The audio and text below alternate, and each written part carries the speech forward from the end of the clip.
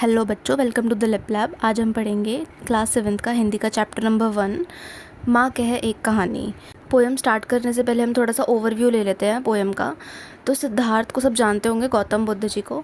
तो जो गौतम बुद्ध हैं, उनकी वाइफ यशोधरा और उनके बेटे राहुल के बीच में संवाद है। संवाद का मतलब होता है आपस में बात करना। एक दिन राहुल अपनी माता यानी यशोधरा से ज़िद करता है कहानी सुनने की, और उसी के ऊपर ये पूरी पोएम बेस्ड है। और माँ किस तरीके से कहानी सुनाती है, गौतम बुद्ध का रेफरेंस देते हुए कि गौतम बुद्ध एक दिन बगीचे में घूम रहे थे और उन्हें एक घायल हंस दिखा, और उसी के बारे में अभी पढ़ेंगे। ये जो पोएम है ये लिखी है मैथिली शरण गुप्त जी ने।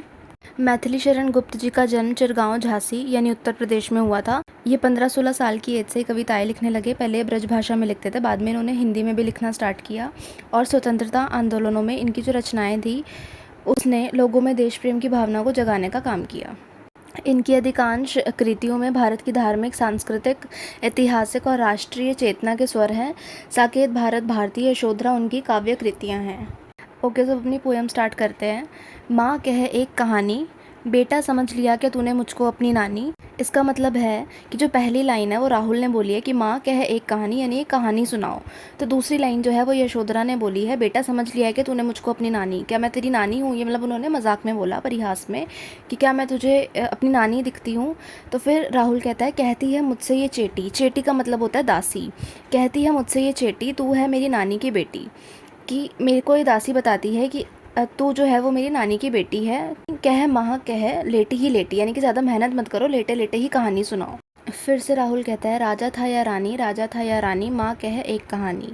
तू है हटी मानधन मेरे। ये जो लाइन है ये यशोधरा ने बोली। तू है हटी, हटी यानी कि ज़िद्दी, मानधन मेरे, सुन उपवन में बड़े सवेरे, तात भ्रमण करते थे तेरे।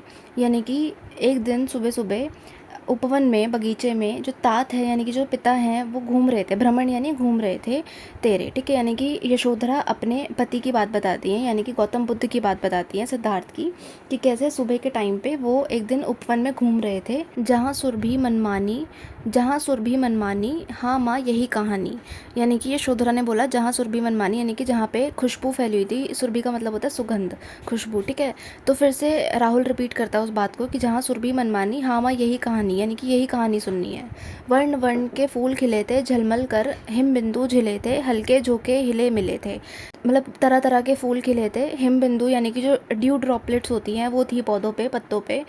और हल्के हल्की जो थे झोंके चल रहे थे, हवाएं चल रही थी। लहराता था पानी, लहराता था पानी। फिर से राहुल रिपीट करता है, हाँ हाँ यही कहानी। गाते थे खग कल कल स्वर में, यानी कि जो पक्षी थे वो गा रहे थे। सहसा एक हंस ऊपर से गिरा, बिद्ध होकर खर शर में, यानी कि एक आवाज़ करता हुआ हंस जो है घायल होकर ऊपर से गिरा। हुई पक्ष की हानि, हुई पक्ष की हानि, करुणा भरी कहानी। यानी कि फिर से राहुल रिपीट करता है, जितनी भी 2 बार लाइन्स आ रही है ना, ये राहुल रिपीट कर रहा है कि करुणा भरी कहानी, कितनी दुख भरी कहानी है।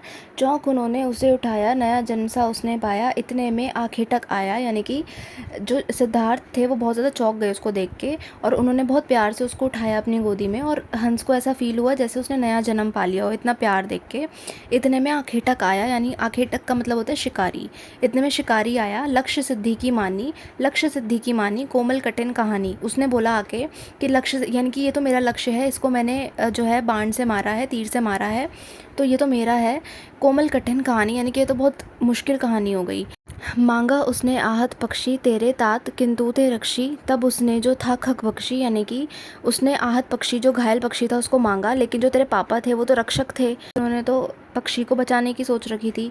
तब उसने जो था खग भक्षी, खग भक्षी होता है पक्षियों को मारने वाला, हट करने की ठानी। तो यानी कि पक्षी को मारने वाले ने जिद करने की ठानी बाद में, हट करने की ठानी। फिर से राहुल रिपीट करता है, हट करने की ठानी, अब बढ़ चली कहानी, यानी कि अब कहानी स्टार्ट हुई है। हुआ विवाद सदैव हृदय में, उभे आग्रही थे स्व विषय में, गई बात तब न्यायालय में। यानी कि दोनों में विवाद हो रहा था, दोनों अपने तर्क रख रहे थे, फैक्ट्स रख रहे थे, दोनों जो थे अपनी अपनी साइड्स बता रहे थे, और बात बढ़ गई, और फिर बात जो है न्यायालय में गई, यानी कि कोर्ट में एक तरह से, ठीक है, जो दरबार होता है वहाँ पे गई। अब बात जब न्यायालय में गई तो सुनी सभी ने जानी, यानी सबने सुन ली, सबने जान ली। सुनी सभी ने जानी, व्यापक हुई कहानी। राहुल तू निर्णय कर, इसका न्याय पक्ष लेता है किसका, यानी कि यशोधरा ने अपने बेटे से पूछा कि राहुल तू निर्णय कर, तू डिसीजन ले कि न्याय किसका पक्ष लेता है। इसके बाद कह दे निर्भय, यानी कि बिना डर के बता, जय हो जिसका जो जीतता है। सुन लूँ तेरी बानी, माँ मेरी क्या बानी, मैं तो सुन रहा कहानी। यशोधरा अपने बेटे से पूछती है कि तूने कहानी सुनी है तो तू बता कि किसका जो है किसकी साइड लेनी चाहिए, कौन है जो जीतता है। तो राहुल बोलता है माँ मेरी क्या बानी, मैं तो सुन रहा हूँ कहानी, मैं तो सिर्फ कहानी सुन रहा हूँ। पर हाँ इतना ज़रूर बोलूँगा कि कोई निरपराध को मारे तो क्यों उसे अन्य ना उबारे, यानी कि अगर कोई बिना गलती के किसी को मार रहा है, जैसे हंस की तो कोई गलती नहीं, तो फिर उसको क्यों मारा, तो उसकी कोई रक्षा क्यों ना करे हंस की। रक्षक पर भक्षक को वारे, यानी कि मारने वाले से बचाने वाला बड़ा होता है। और न्याय दया की दानी, न्याय दया की दानी, तूने गुनी कहानी, यानी कि जो न्याय है वो दया देना जानता है, दया को जानता है, तो न्याय उसी के साथ जाएगा जहाँ पे दया है। तो उसकी माँ कहती है यशोधरा कि तूने गुनी कहानी, यानी कि तूने कहानी अच्छे से समझ ली है और तुम कहानी के मूल्यों को भली भांति अपने जीवन में उतारोगे। So this is all about this chapter. मैंने कविता के बारे में और कवि के बारे में बताया है, वर्ड मीनिंग्स बताए हैं, डिफ़िकल्ट वर्ड्स बताए हैं, लाइन बाय लाइन एक्सप्लेनेशन भी दी है। होप सो व्याख्या करने में अब इजी होगा। एंड अगर वीडियो थोड़ी भी समझ आई हो तो प्लीज़ वीडियो को लाइक कर देना, चैनल को सब्सक्राइब कर देना। Good bye.